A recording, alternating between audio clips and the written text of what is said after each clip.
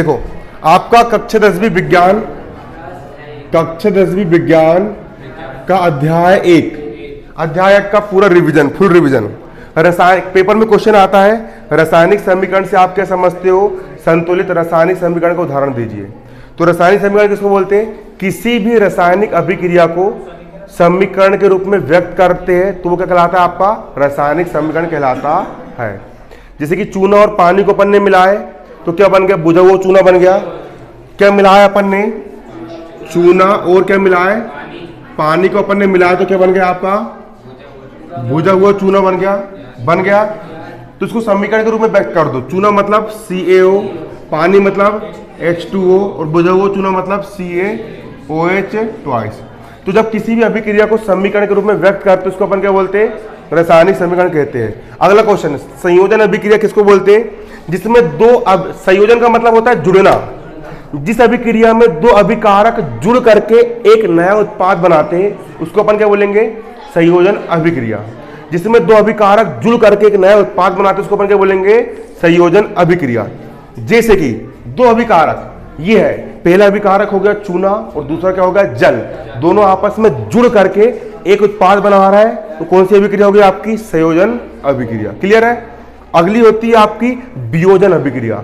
जिस अभिक्रिया में एक अभिकारक टूट करके कई भागों में बट जाता है उसको अपन क्या बोलेंगे? वियोजन अभिक्रिया, है ना। अगली होती विस्थापन अभिक्रिया। वे अभिक्रिया है, देखो एक अभिकारक J, देखो विस्थापन अभिक्रिया है CuSO4 है। एक यौगिक क्या है आपका? CuSO4 है यौगिक। इसके दो पार्ट है, पहला पार्ट J, दूसरा पार्ट J, और एक हो गया आपका Fe। जब लोहे की कील को, Fe मतलब लोहे की कील को कॉपर सल्फेट के विलयन में अपन डोबते हैं तो क्या होता है? यहाँ का जो Fe है वो कॉपर को विस्थापित कर देगा और उसके स्थान पे आकर के बैठ जाएगा, तो उसको हम बोलेंगे विस्थापन अभिक्रिया। वे अभिक्रिया जिसमें कोई तत्व, है ना, किसी दूसरे तत्व को उसके यौगिक से विस्थापित कर देता है तो उसको अपन क्या बोलेंगे? विस्थापन अभिक्रिया बोलेंगे। क्या बोलेंगे? विस्थापन अभिक्रिया। यहाँ के Fe ने इस कॉपर को विस्थापित कर दिया, ये कॉपर अलग हो गया और खुद उसके स्थान पे आकर के बैठ गया तो क्या बन गया? यहाँ पर आपका FeSO4 बन गया। हो गई विस्थापन अभिक्रिया। अब अगली समझो द्विविस्थापन अभिक्रिया क्या होती है? जहां पर आयनों का आदान प्रदान होता है। जैसे कि मैंने आपको बोला BaCl2 प्लस मैंने बोला Na2SO4। यहां पर भी दो आयन, पहला आयन ये और दूसरा आयन ये। यहां पर भी दो आयन, पहला आयन ये, दूसरा आयन ये। आयनों का आदान प्रदान हो गया। यहां का Na यहां के Cl के पास चला गया, यहाँ का Na Cl के पास चला गया। दो Na यहाँ पर भी है और दो Cl यहाँ पर भी है तो बन गया आपका 2NaCl। क्या बन गया? आपका 2NaCl। आयनों का आदान प्रदान हो गया, है ना। और यहाँ पर है आपका Ba और यहाँ पर आपका SO4 तो क्या बन जाएगा? यहाँ पर आपका BaSO4 बन गया। क्लियर? आयनों का यहाँ पर क्या हो गया आपका? तो जिस अभिक्रिया में आयनों का आदान प्रदान होता है उसको हम क्या बोलेंगे? द्विविस्थापन। दो बार विस्थापन हुआ ना, एक बार J यहाँ गया और एक बार ये यहाँ आया, द्विविस्थापन अभिक्रिया कहते हैं। अगला है यहाँ पर आपका श्वसन को ऊष्माक्षेपी अभिक्रिया क्यों कहते हैं? Most important question. श्वसन का मतलब होता है सांस लेना। श्वसन को ऊष्माक्षेपी क्यों बोलते हैं? तो जब हम श्वसन करते हैं, हम सांस लेते हैं तो हम ऑक्सीजन गैस अंदर जाती है और ये जो ऑक्सीजन गैस होती है, ये ऑक्सीजन गैस जो होती है जो हम खाना खाते हैं।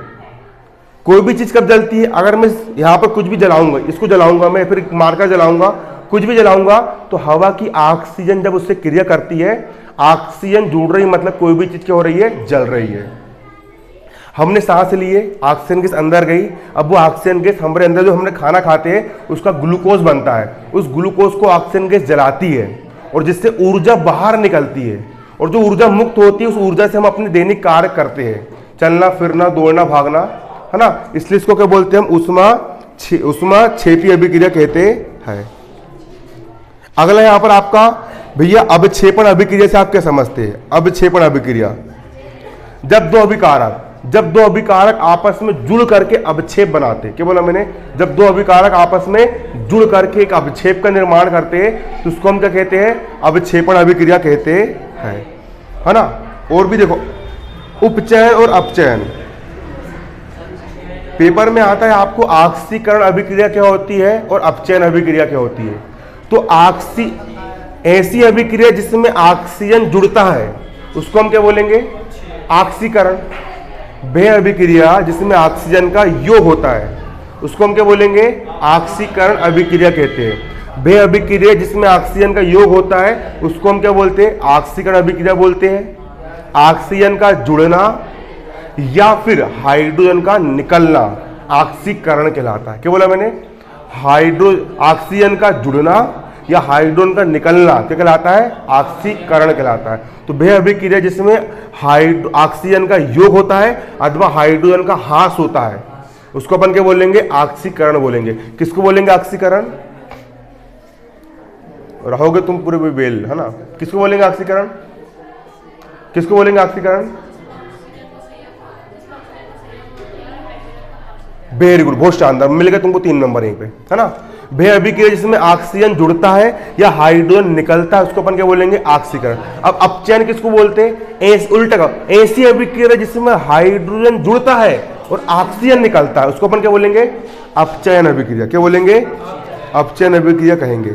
ऊष्माक्षेपी अभिक्रिया किसको बोलेंगे, ऐसी अभिक्रिया जिसमें उत्पाद बनने के साथ साथ ऊष्मा बाहर निकलती है उसको हम बोलेंगे ऊष्माक्षेपी। क्षेपी का मतलब होता है बाहर निकलना। ऊष्माक्षेपी किसको बोलेंगे, वह अभिक्रिया जिसमें उत्पाद बनने के साथ साथ ऊष्मा बाहर निकलती है उसको हम क्या बोलेंगे, ऊष्माक्षेपी अभिक्रिया। और शोषी का मतलब होता है ग्रहण करना। वह अभिक्रिया जिसमें उत्पाद बनने के साथ साथ ऊष्मा खींच ली जाती है या जिस अभिक्रिया को संपन्न होने में ऊष्मा की आवश्यकता होती है उसको हम बोलेंगे ऊष्मा शोषी। क्या बोलेंगे, ऊष्मा शोषी बोलेंगे। ये पार्ट होगा तुम्हारा खत्म, बाकी तुम पढ़ते रहना। क्लियर है। तो सुनो एक बात और यहां पे सुनो,